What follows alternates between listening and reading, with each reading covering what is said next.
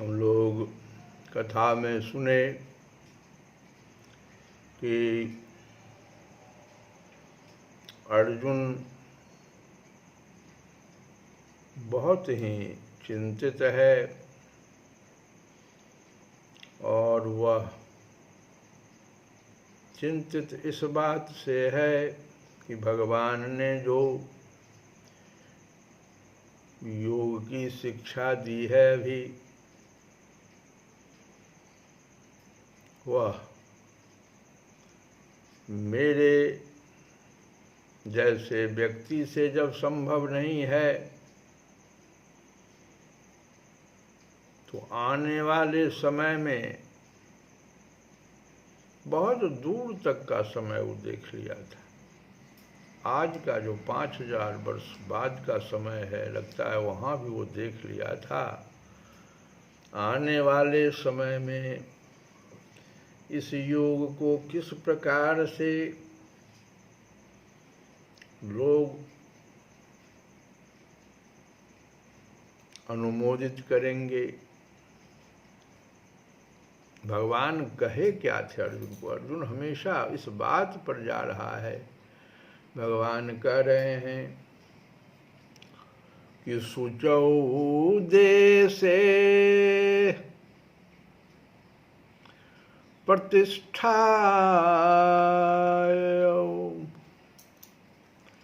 शुचौ देशे प्रतिष्ठाप्य स्थिरम् आसनम् आत्मनः।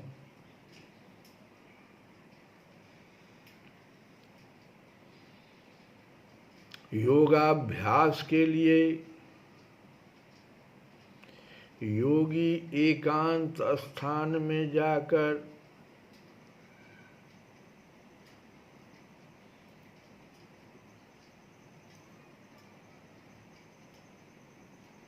सबसे बड़ी बात तो कह दिया उन्होंने। शुरू जो किया श्लोक को तो सबसे पहले कह दिया शुचौ देशे, पवित्र देश में जाओ। इस योगाभ्यास को करने के लिए उसको पवित्र देश खोजना पड़ेगा।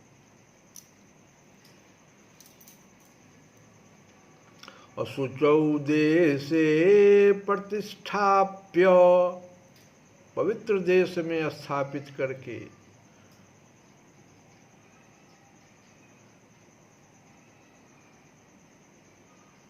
तब भूमि पर कुशा बिछा दे और फिर उसे मृगछाला से ढके तथा ऊपर से मुलायम वस्त्र बिछा दे और आसन न तो बहुत ऊंचा हो और न बहुत नीचा, ये भी कह दिया।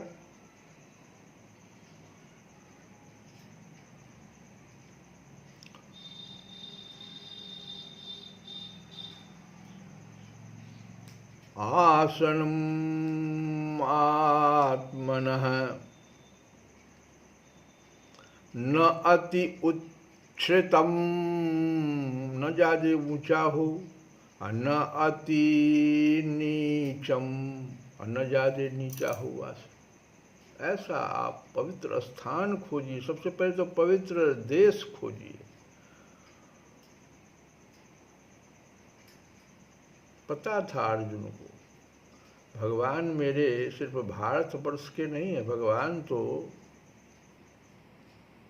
जगन्नाथ, जगत पिता है, संसार के पिता हैं। और ये बता रहे हैं हमको और कह रहे हैं शुचौ देशे।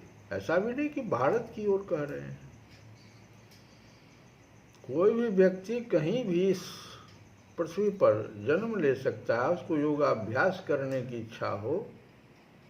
अर्जुन के मन में जो प्रश्न सब उठा वो हम उठा रहे हैं। क्यों अर्जुन कहा ये मन मेरा बहुत अति चंचल है। मन की बात तो हम अब बताएंगे। पहले तो इस छोटी छोटी बातों को समझें कि शुचौ देशे कहाँ हम खोजेंगे आने वाले समय में। ये 5000 वर्ष पहले तो हमारा जो हम जिस स्थान पर जन्म लिए हैं वो स्थान इतना पवित्र था। 5 भाई हम आए, 500 हमारे वो भाई कौरव लोग आए और इसको पवित्र नहीं रहने दिया।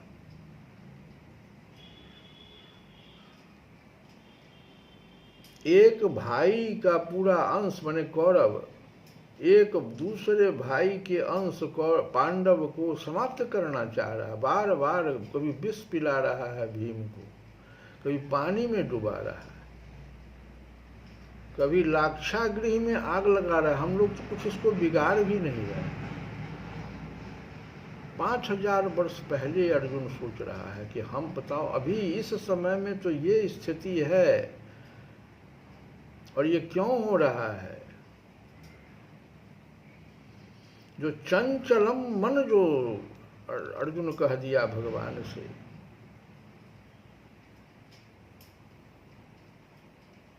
इतना अधिक न मन जो है बलवान, हठीला और चंचलता को प्राप्त किए हुए है, वो अपनी बात को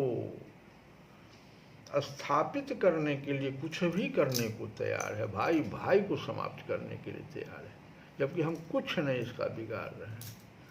हमसे कहा गया कि तुम लोग देश इस छोड़ के 12 वर्ष के लिए अज्ञातवास में चले जाओ। हम अज्ञातवास में, वहां भी हमारा पीछा किया जा रहा है। इतनी मन की चंचलता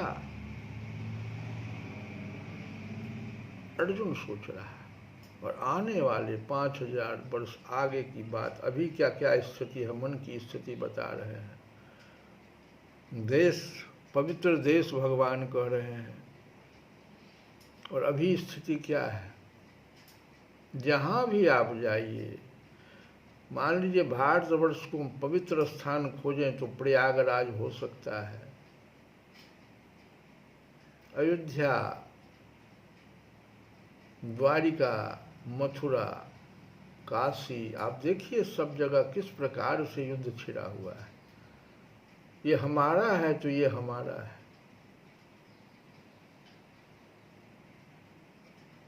आप कहाँ आसन बिछाइएगा। मन की तो वो चंचलता हो गई है, उस समय का मन में तो इतना चंचलता, जबकि कोई जी नहीं था। आज 3G, 1G, 2G, 3G, 4G, 5G परोसा गया है। सोचा गया कि शायद मन इससे शांत हो जाएगा, बढ़िया बढ़िया बात लोग डाउनलोड करेगा, कथा सुनेगा, तेजी से कथा डाउनलोड हो जाएगा। लेकिन लोगों ने अश्लीलता को डाउनलोड करना शुरू कर दिया। मन कहाँ स्थिर है। मन की चंचलता की गति तो और बढ़ गई। गाड़ी देखो, पहले लोग साइकिल, पैदल चलते थे, साइकिल से चलते थे तो दूसरे साइकिल वाले को देख लेते थे तो पहले ही सोचते थे, आज से 50 वर्ष पहले, कि हमको थोड़ा सा इधर हट के चलना, वो साइकिल वाले निकल जाए। आज गाड़ी की गति बढ़ गई है और एक गाड़ी दूसरे गाड़ी को ठोकर मार रहा है, इसलिए कि तुम हमारे सामने आ गए। मन की अस्थिरता, चंचलता, बलवान देखो, हठीलापन देखो, कहाँ से योगाभ्यास होगा। अर्जुन सब समझ रहा था, इसलिए भगवान से कहा उसने कि आप जो ये कह रहे हैं, क्या कह रहे हैं भगवान, सो पहले सुनो। कि शुचौ देशे प्रतिष्ठाप्य स्थिरम् आसनम् आसनः न अति उच्छ्रितं न अति नीचम् चैल अजिन। चैल अजिन कहते हैं मुलायम वस्त्र तथा मृगछाला। अजिन मृगछाला, मुलायम वस्त्र उस पर बिछा करके आसन पर, और मृगछाला। फिर मृगछाला की बात अगर आज के समय में हम सोचें, उस समय में क्या था कि क्षत्रिय लोग अपने युद्ध कौशलता को बढ़ाने के लिए युद्धाभ्यास के समय में एकाध जो है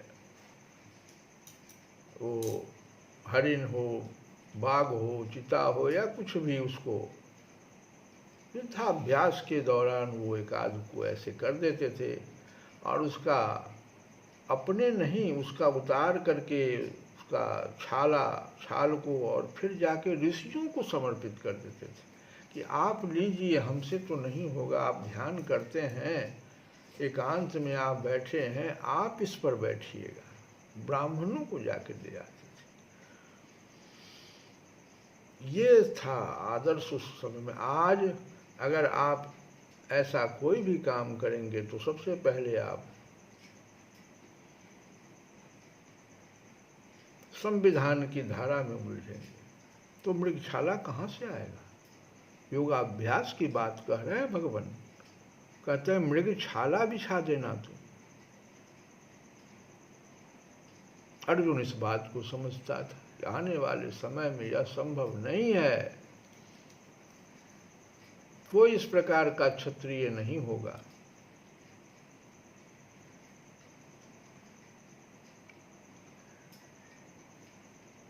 तो चैल अजिन कुश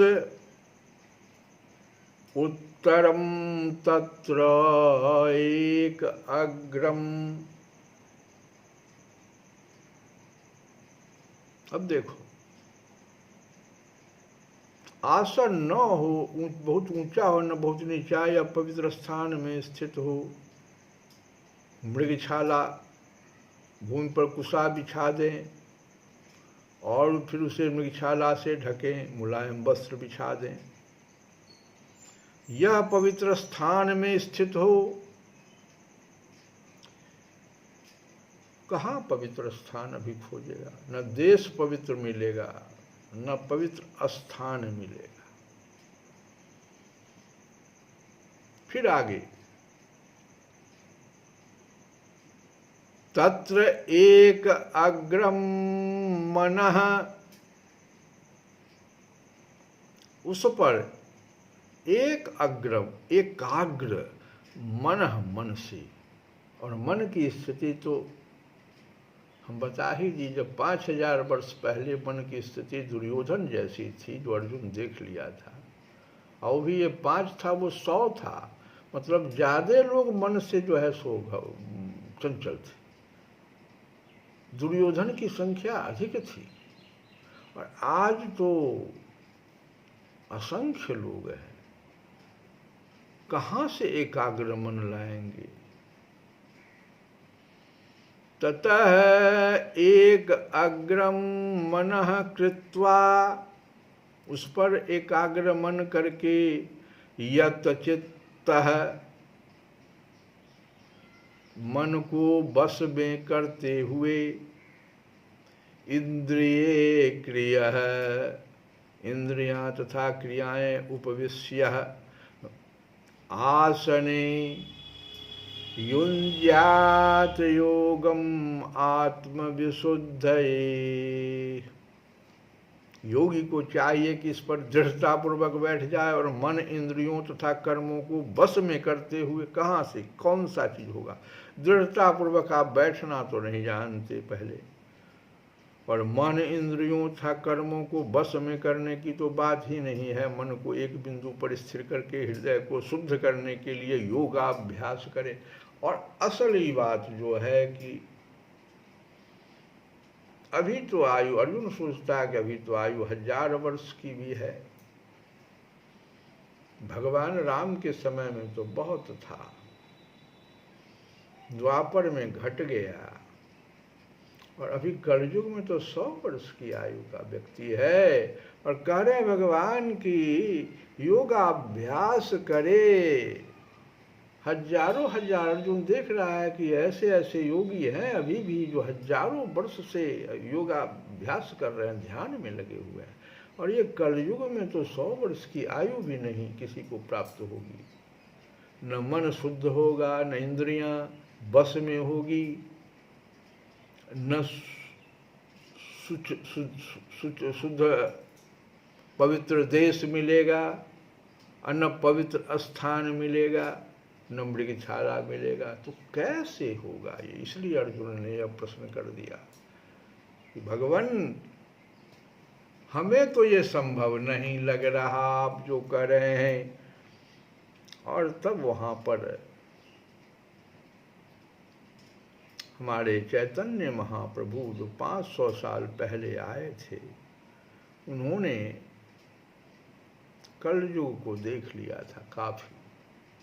भगवान के बहुत दिनों बाद चैतन्य महाप्रभु आए थे, तो वो कहे क्या कि नारद जी ने एक बहुत सुंदर सूत्र दिया है। अगर कलयुग में हम लोग उस सूत्र को पकड़ लें, वो कहाँ पर है, तो बृहन्नारदीय पुराण में यह आया है कि हरे नाम हरे नाम एव केवलम का कलौ नास्तेव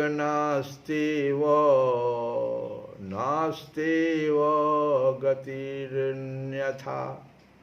कलह और दंभ के इस युग में, माने कलयुग में, आप इन सब स्थान को कहाँ खोजिएगा। न पवित्र स्थान मिलेगा, न पवित्र देश मिलेगा, न मृगछाला मिलेगा, न मन एकाग्र होगा। तो कैसे हम इन सब, आखिर भगवान तो कुछ कह रहे हैं, तो भगवान जो है सो बहुत दूर से कह रहे हैं, वो तो सभी युगों को ध्यान में रख के कह रहे हैं। सिर्फ आपको करना क्या है, इन सभी चीज़ों को प्राप्त करने का एक बहुत सुंदर सूत्र मिला। क्या कि हरि नाम कीर्तन आप कहीं भी करें। हरे कृष्णा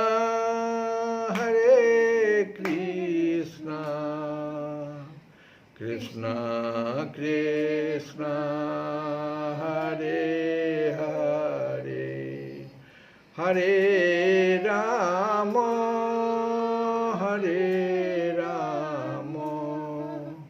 राम राम हरे हरे। अगर आप इस मंत्र का कहीं भी बैठ जाएं, आप घर में ही बैठ जाएं, वो स्थान पवित्र कर देगा, आपके मन को स्थिर कर देगा।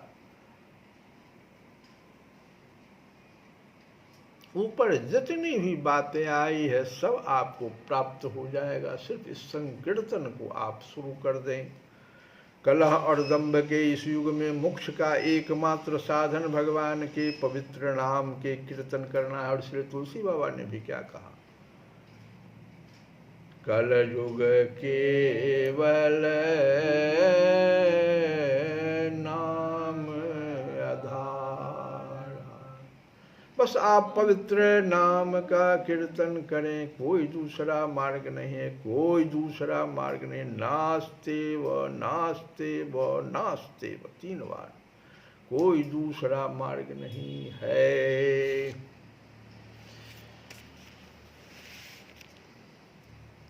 नारद जी बार बार कुछ रास्ता दे देते हैं। मैं हरि साधन करई न जानी। विनय पत्रिका में देखो तुलसी वाका, ओ मैं हरि साधन करई न जानी। हे हरि, मैंने अज्ञान के नाश के लिए साधन करना नहीं जाना। कैसे? जस आमय भे सजन के न तस, दोष कहाँ दिल मानी।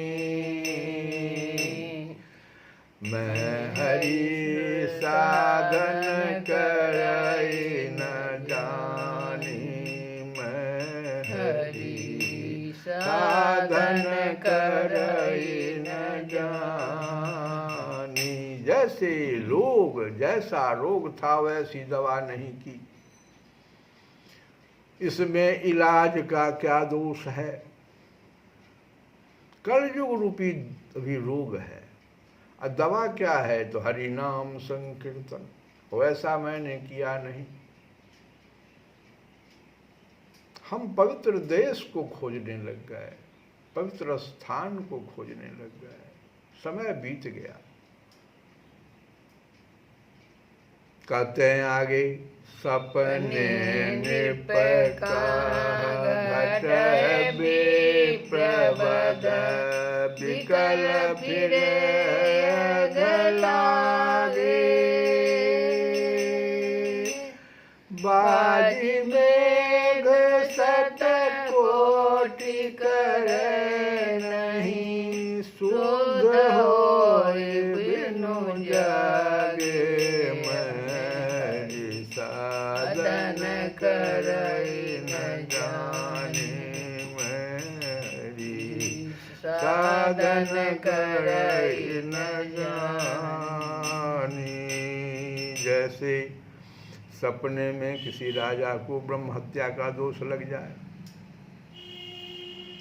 और वह उस महापाप के कारण व्याकुल हुआ, जहाँ तहाँ भटकता फिरे। सपना में ऐसा हो गया, परंतु जब तक वह जागेगा नहीं तब तक 100 करोड़ अश्वमेघ यज्ञ करने पर भी वह शुद्ध नहीं होगा। सपने में 100 करोड़ अश्वमेघ यज्ञ भी कर ले तब भी वह शुद्ध नहीं होगा, जगना पड़ेगा।